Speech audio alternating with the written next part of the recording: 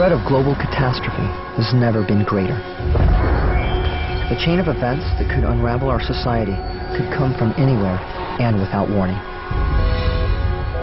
Imagine a world without government, food, water, or power. I'm Rudy Reyes. I've served 7 years as a recon Marine. I fought in Iraq and Afghanistan. I've been trained to survive extreme conditions.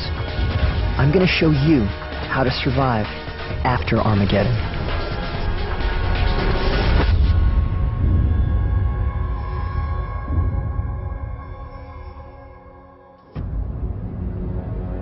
Tragic events like Katrina and 9/11 show us that all the things we take for granted can be destroyed with terrifying speed. Homeland Security tells us to prepare for 72 hours after a major disaster. But what happens if there is no Homeland Security? No law, no one to help you. If you survived a catastrophic disaster, you would probably emerge into a very different world. Everything will have changed, and I mean everything. The people you might meet, where you get food, water, how you make shelter, they either won't exist, or they can't be trusted. But the resources you will need to survive are out there, and I'll show you how to find them. The first place I'm going to head to is the nearest city. Even after a major disaster, survival basics can be found there in the most surprising places. Our mission is to locate them.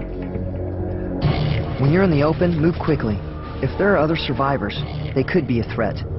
Keep off the main highways and stick to less traveled routes, like rail lines. When society breaks down, people will be desperate, they'll be hungry, they'll be disoriented. If they see you, they'll want to fight you for what you got. So you've got to blend, you've got to hide, deceive, camouflage your movements, in and out of the city. So if you do run into somebody, you run into them on your terms. After a major disaster, traveling will be much tougher and potentially dangerous. Freeways could be jammed with abandoned cars, trains and airports inoperable, rivers contaminated, and bridges and tunnels blocked. If civilization breaks down and martial law is put into place, bridges will be raised or blocked to limit people's movement. We can't swim the river. Treatment plants, sewage plants, they're going to be shut down. There could be all kinds of caustic chemicals and poisons in there. Not a good idea. So you've got to figure another way around. Try not to let obstacles like this stop you. There's always a way to overcome them. I know it looks crazy, but with proper procedure, it can be done. Using an old tire iron I found, I'm going to improvise a grappling hook. With the rope I've got in my pack, I'm going to make a simple ladder to climb up onto the other side. All right, we're going to have to make some handholds and some footholds. It's a butterfly knot. The butterfly knots will act as a rope ladder and let me climb up once I've swung out.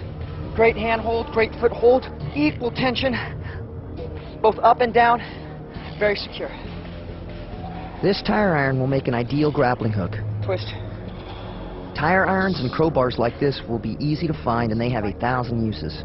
They easily earn their weight in my pack. All right, here we go. All right, you're looking for a really good anchor point. This looks like a great anchor point, not too far away. We're going to try to get it in there, give it a tug. If we've got some positive purchase with this grappling hook, we're good to go.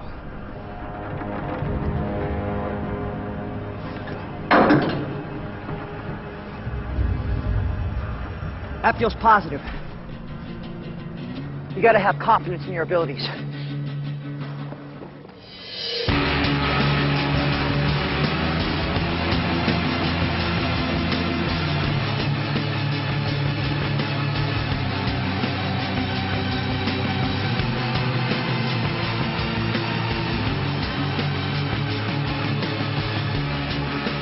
The rope would be too thin to climb without butterfly knot handholds.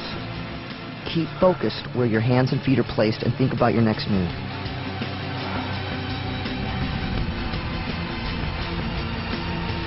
Don't ever let your concentration falter.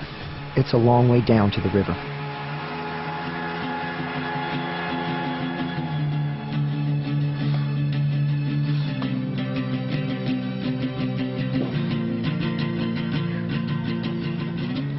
We're really exposed up here. You need to make your way off to this danger area, as fast as you can. Night's coming in fast. You need to make shelter.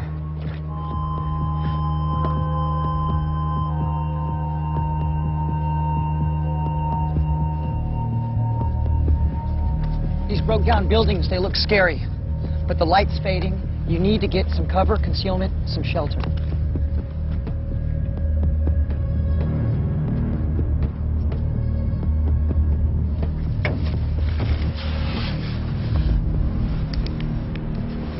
This flashlight with fresh batteries, it's going to save your life. Keeping it going, however, that's going to be a challenge.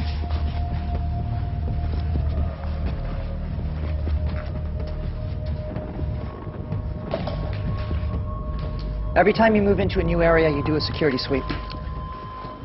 You don't know who's been here, you don't know who still may be here.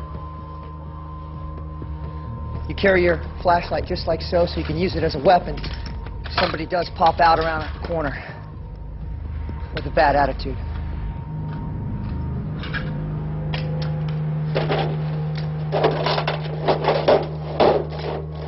Steel wool. This is really good for fire making. It makes excellent tinder. If you find some, make sure you stow it away. It really comes in handy. What used to be junk could now save your life. Now I'm looking for the best place to stay, and I'm thinking tactically. The second floor is good. It's high enough to hear anyone coming and low enough to jump if you need to make a hasty exit. Remember to cover your tracks. All right, a few things to consider with the harbor site. You want a place that's secure and secluded. Also, you need to be able to fight and defend yourself from this position, and you need an escape. If you've got to make a hasty retreat, it's got to be something that you can get to and get out fast. It's not the Hilton, but it's going to do good for us.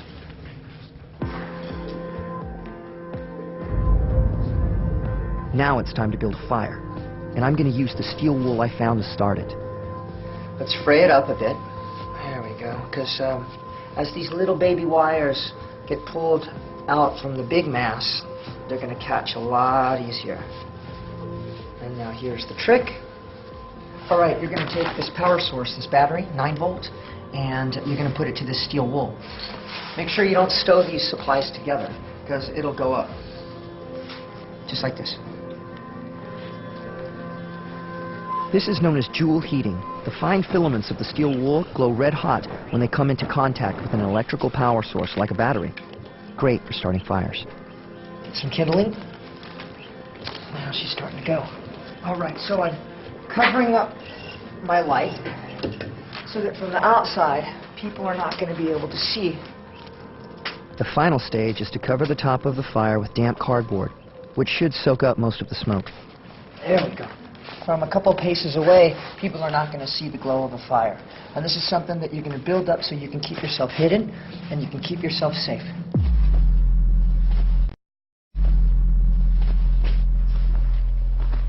Always assume you're under observation. Try not to retrace your steps or use the same entrance you came in.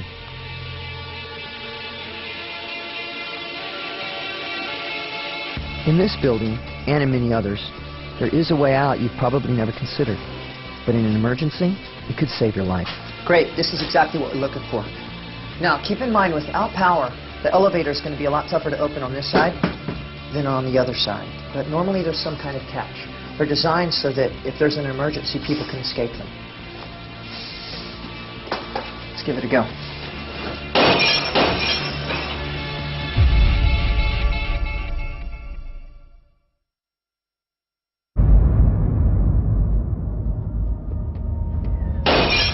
I'm leaving the outskirts and moving towards the city center with one main goal: finding a place that could become my new base. But before I go, here's a great way to leave a building: through the elevator shaft. In an emergency, this trick could get you out without being spotted. These elevator shafts, they're one of the strongest constructed elements in a building. This is what you're going to use to get down. This makes a very stealthy way in or out of a building. Let's do this. This looks crazy, but the technique to get down is easier than you think. There's a gap of about a foot. Just reach out with both hands and commit.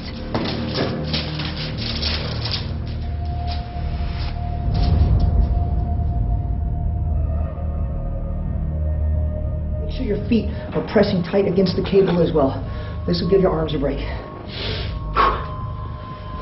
To give you an idea of how strong the cables are, a typical freight elevator like this one carries about 8,000 pounds. Each of these 4 cables can hold that load alone.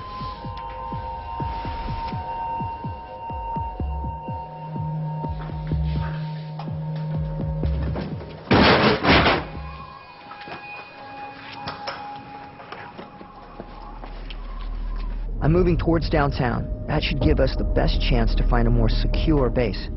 But since this city has a residential district along the way, I want to check it out. As disaster unfolds, residential neighborhoods like this could become conflict areas. Many people's natural instinct is to leave, take as many of their belongings as they can, and head for the roads. It's called the flight response. Looters then fill the vacuum. But a place like this could still offer rich pickings. Look out for houses with windows or doors intact, or even better, still locked. I know it's totally counterintuitive that we're going to break this door in, but this is not somebody's home anymore. This is your survival. This is your way to your next mission. There's some good tools, resources, maybe food that we could use in here. When you're making an entry, it's about speed, surprise, violence of action. You need to be ready for anything, and I mean anything, that's on the other side of this door. Let's do this.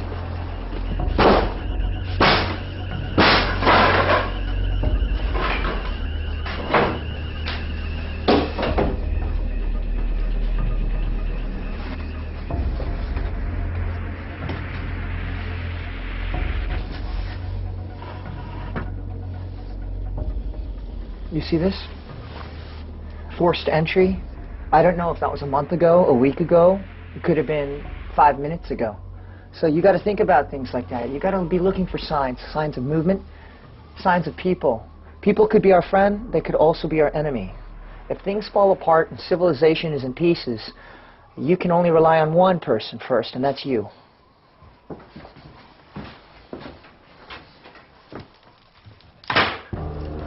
Basements are a great place to scavenge because that's where many families store their emergency supplies. Smells damp in here. See all kinds of water damage, wood's rotten.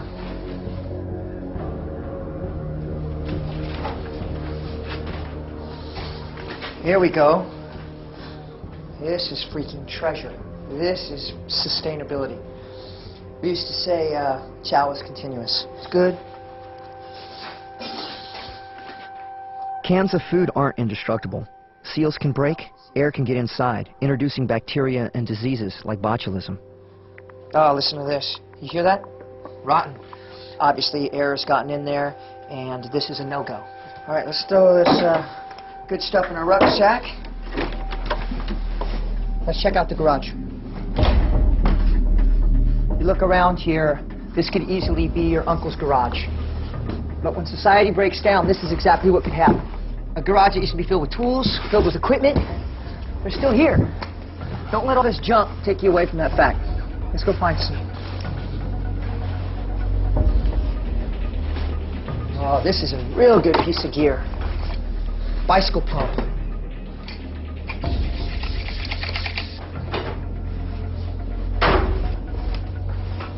Sterno.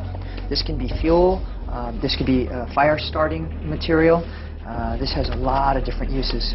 Seal's good. It's busted up, but we still got some good stuff inside of there. So this is going with us for sure.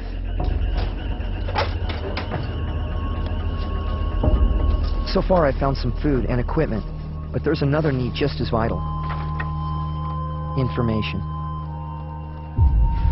In a world with no power, internet, or cell phones, information could come from a place you'd never expect.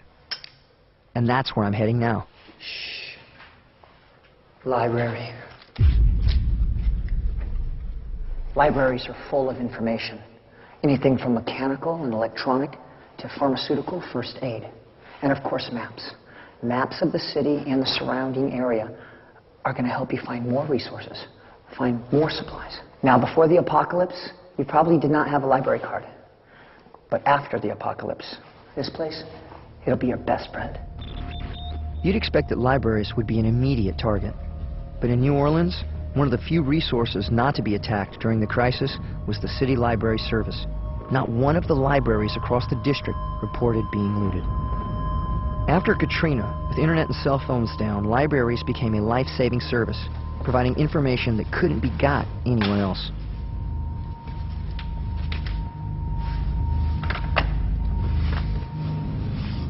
To use them, think back to grade school when you probably learned the Dewey Decimal System. 912, Mike 32. That's how books are cataloged, placed in a specific repeatable order that makes them easy to find.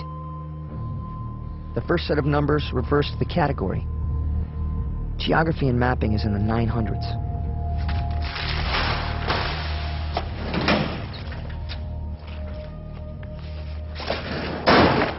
This is what we're looking for. After there's a global disaster, how you think about movement, how you think about getting around from point A to point B completely changes. You start considering stealth, sneaky, surreptitious. This is a sewer map. And this could save your life.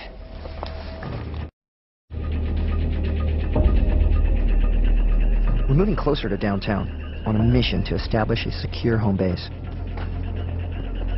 Going across open ground could be dangerous, but there's a subterranean route. There's a highway running right into the city underneath our feet. It's called the sewer system. The manhole covers can weigh upwards of 100 pounds, but there's a simple method for lifting it. You'll need a bit of cordage like this old shoelace and a short piece of metal thin enough to fit through the pig hole. All right, this is a simple prusik. See the bite? This part that goes over and locks the rope down. It's also really easy to take off once we get this manhole off. You'll need some extra leverage. Like I said, these things are pretty heavy.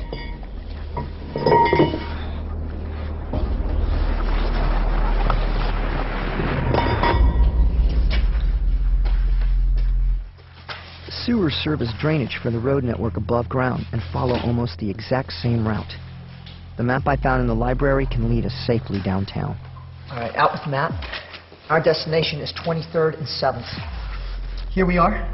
We've got two major intersections and then a dogleg, and we'll be at our destination. You can expect sewers will be a very different place from today. They'll no longer be in use, and with repeated flushing from storm drainage, they'll be much cleaner.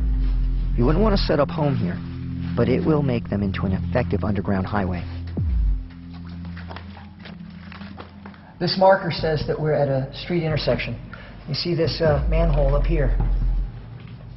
If I was about 15 feet tall, it'd be no problem, but this is 21st and 5th. According to our map, we are getting closer.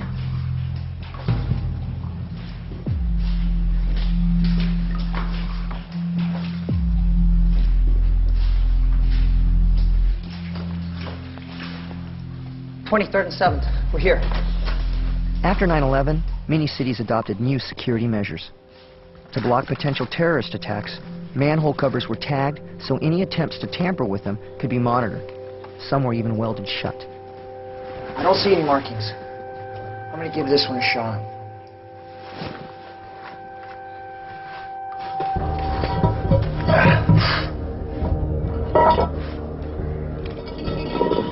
To set up a home base, we're on our way to a place you'd never expect. A hospital. Not for medicine, for power.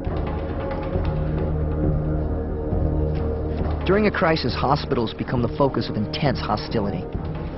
Places like hospitals will be on the front lines. Desperate people stop at absolutely nothing to get a hold of medicine. They'll ransack the hospitals. But what you'll be counting on is they're going to overlook a major resource that's staring at them right in the face. And that's the ability to make their own power.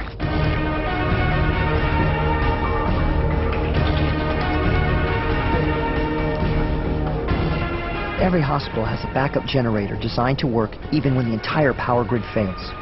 Getting it started could be the key to survival. And that's what you're going to do. You're going to find a way into that backup generator, and you're going to make a base here.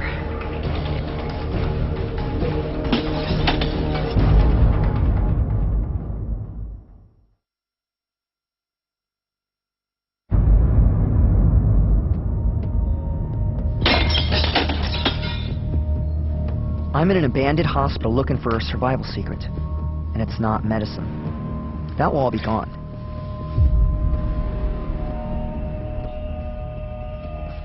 When Katrina struck, some of the city's hospitals and other healthcare resources were destroyed or inoperable.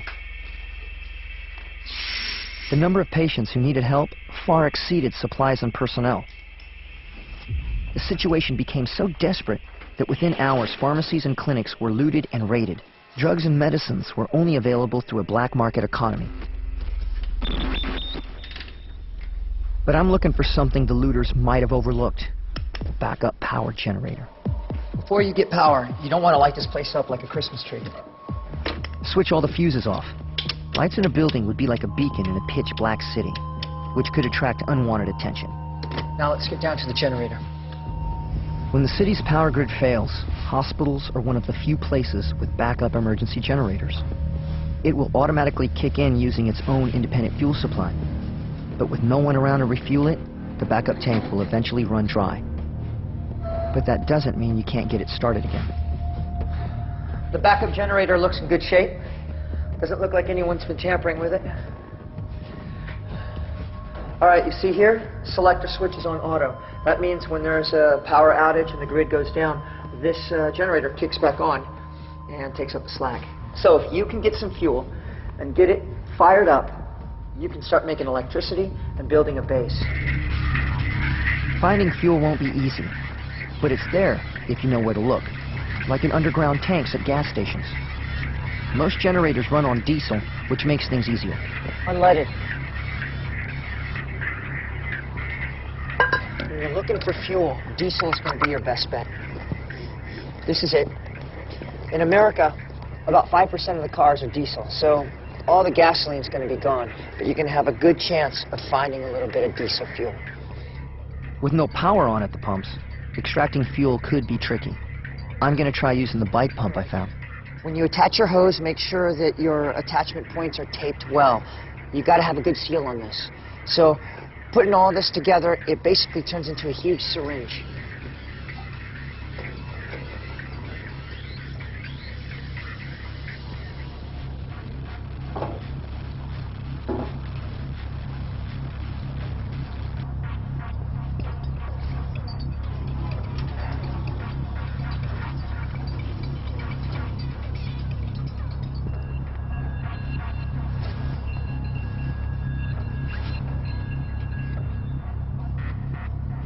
There's not much in the tank, but every drop will be precious, and you need to make sure you get all you can. And stay on the lookout for anything else you can use. See that? It's a battery. Car batteries can hold their charge for 12 to 18 months, but the beauty is they're rechargeable. If we can get this battery recharged, it'll be a force multiplier. A force multiplier is any factor that can increase your effectiveness. Not a bad haul. With a charged car battery, you'll have the potential to get a vehicle running, which will dramatically improve your circumstances. It may not be much fuel, but it should be enough to get the generator back up and running, at least for a short while. Be as careful as you can. Remember, this is the most precious commodity. Fuel and power. Let's see if this works. Woo! You did it! All right, you got about 4 or 5 hours max to use to charge up batteries and to set up your base. So let's get going. With the generator running, the car battery I found can now be charged. All right. And it's time to switch on the switches. The security office makes an ideal home base, with a bonus. With the power back on, the entrances can be monitored with a closed-circuit television.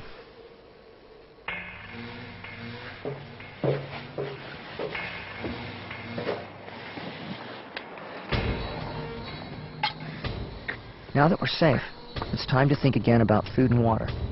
Rain catchment on the roof is a great source of fresh water. Your water's sterilized from boiling. And I know you got to be hungry. Potluck's on the menu. Without labels, you're just going to have to get used to eating whatever you can get a hold of. Let's see what we got. Sweet corn. Tastes great. Cat food, green beans, or, I don't know, some kind of potted meat. Let's see. All right. Vienna sausages. Kind of reminds me of my grade school lunches. Right now, basic needs like food, water, and shelter are under control. But there's one thing that isn't. Imagine yourself in this world. Just the weight of the loneliness. I think that would be crushing. When I was going through my POW school, I was on the run for a week. It was so hard, not just because I didn't have any food or any shelter, but because I was alone. And when I finally was captured and I was put in this little 2x2 concrete cell, I've been tortured a bit and beat up a bit. Actually, it really saved me because I could hear one of my fellow brothers tapping on the cell next to me. And that human contact and that sign that I was not alone, it gave me hope. I know if this really happened to me, I'd have to keep driving on till I found someone, till I made some contact. I'd have to have the dream that we could rebuild, that I could rebuild. And I know I couldn't do it on my own.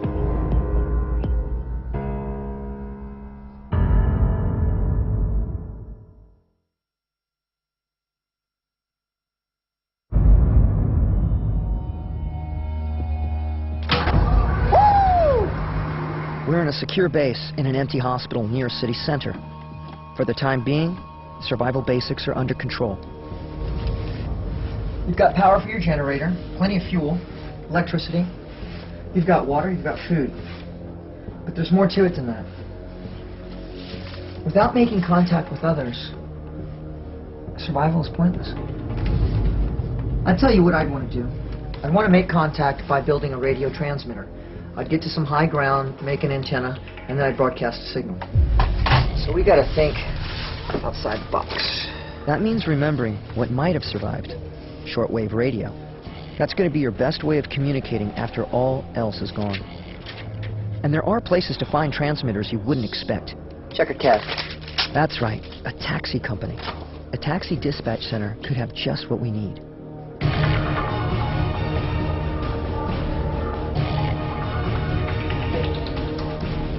Remember to always move quickly and cautiously.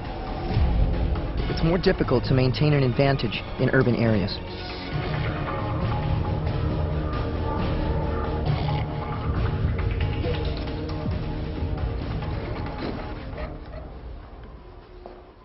Bingo. This is what we're looking for.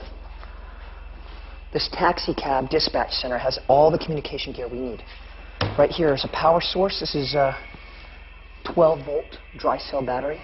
It's heavy, but it's worth its weight because unlike a wet cell, it'll hold a charge for a long time. All right, let's see what we got here. Tape recorder, good to go. CBs, radios. All right, we've got a loose one. Might be busted. Gotta check it. And bingo, we're in business. All right. Handset, transmitter, power source, tape recorder. This will come in handy. It's a step down. Probably came from a coffee maker. Here we go, here we go. This is a whip antenna. Got a nice magnet base. Coax looks good. If we want to transmit, this is essential.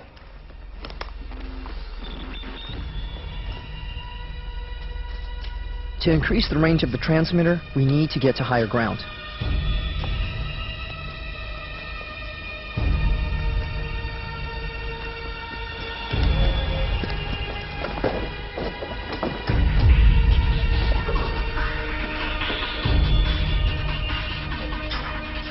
Rooftops and fire escapes allow you to cross a city undetected, and if you encounter threatening groups, you'll have the upper hand and the means of escape at your control.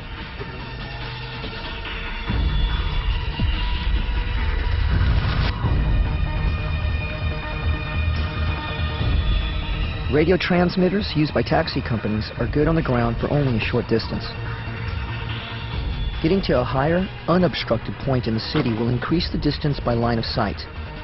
The horizon from a 300-foot building will be about 25 miles.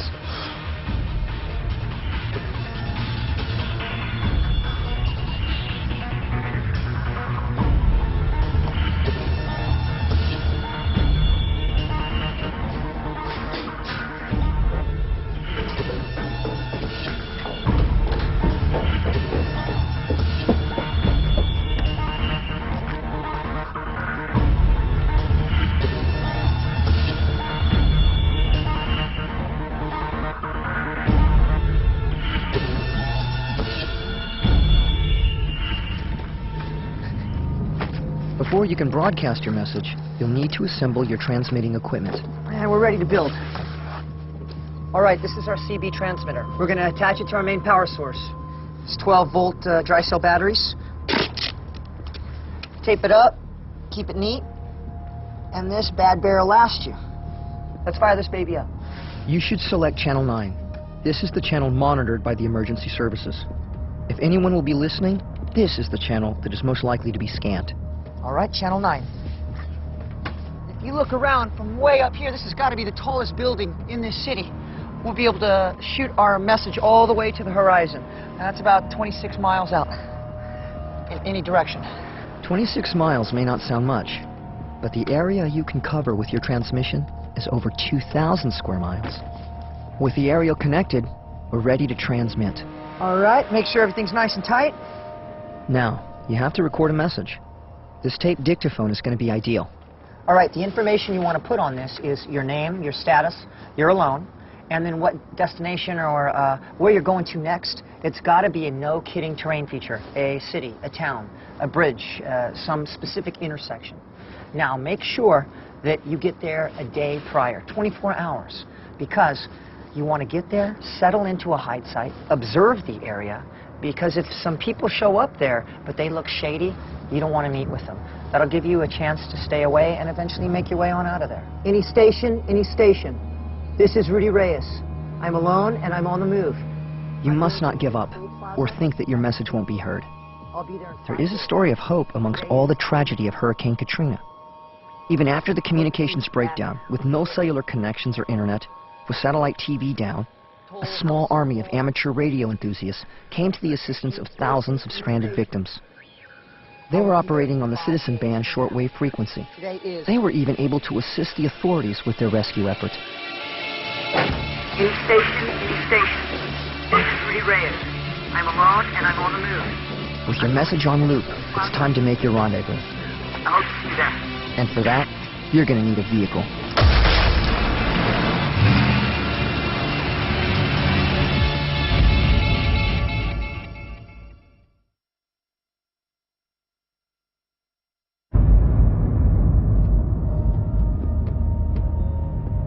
I'm Rudy Reyes.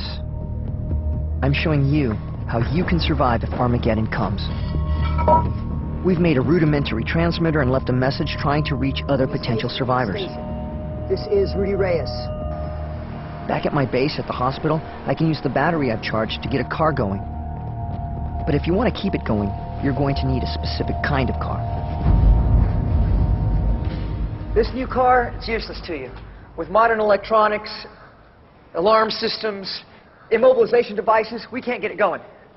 This one, no good. No good. No. Wait.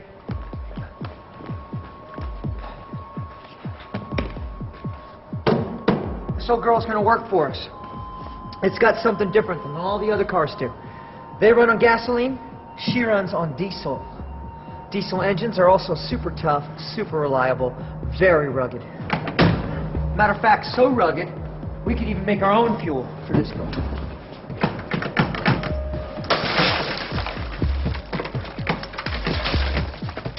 You got the battery in.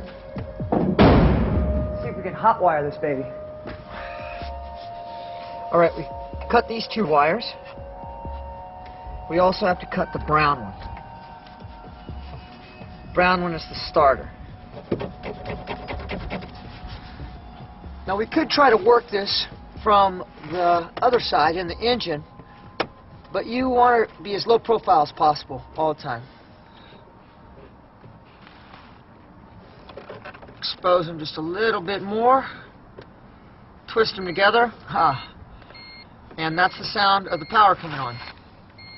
So we are just one step away from getting this girl up and running. Last but not least, stripping away this starter wire here. Touch them together. You hear that? We got wheels. You got a quarter tank of gas, and it's not going to last you long. But I know where you can get more.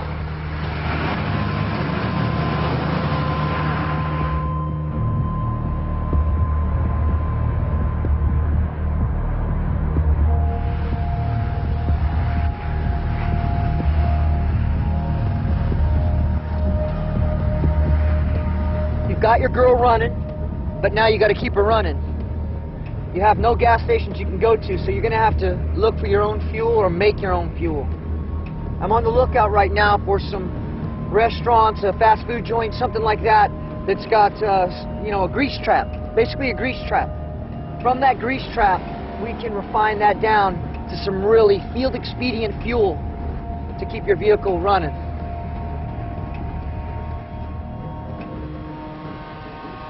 This is what we're looking for. Extracting filthy grease from this trap isn't everyone's idea of a good time. But this stuff is going to be like gold to you. All right, let's get into it. Let's see. I want to try to scrape off the top of this white muck and get that kind of clean looking, well, I mean relatively clean looking oil here. Yeah. This is the good stuff right here. No debris, it's pretty clear. This is what you want. You could use the grease in your engine as it is, but it would soon clog if you allowed it to cool. To make it run smoother, you're going to have to cook down the grease and find a covert place to light your fire.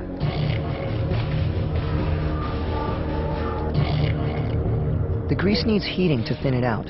Once it's hot enough, skim off any solid material on the surface. To finish the process, you're going to need two chemicals that you can scavenge easily. They're found in drain cleaners you'd have under your sink and in your vehicle's antifreeze. We've got our methanol, and we've got our lye. The methanol in antifreeze that you put in your gas tank, and then the lye you get in your basic household drain cleaner. Now, the ratios to this mixture for your field expedient biodiesel are 5 parts raw cooking fat, vegetable cooking fat, 1 part methanol. On this 1 part of methanol, you're going to take half a tablespoon in the methanol, shake it up real good. If you were in a laboratory condition, then we'd have centrifuge or something like that so that the mixture would be perfect, all impurities would be out. Same thing with the raw material up here, but we don't have the luxury of time or equipment. What's most important is that we create fuel. Fuel is so valuable to us. Vehicles, they're going to get mucked up with this, this concoction, but they're going to run. They may run 50 miles, they may run 100 miles, 200 miles. But the fuel is more important than the vehicle. We can find these anywhere. Down the hatch. All right, half a tablespoon coming up. Like baking a cake, you just kind of guesstimate with a little bit of love. Looks good to me.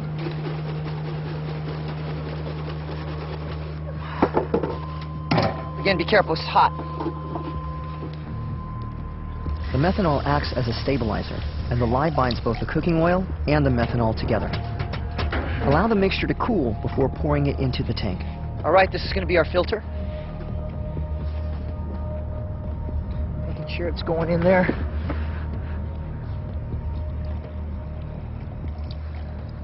About the most precious thing we have out here.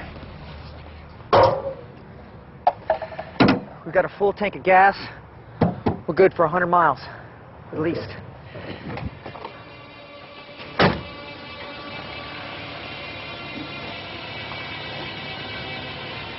How you survive after a disaster is up to you. Depends on what kind of person you are. Depends on what kind of world you find yourself in. You could stay, eke out some kind of survival, but for me, I would want something more. I'd want to see what else is out here. More importantly, I would want to see who else is out here.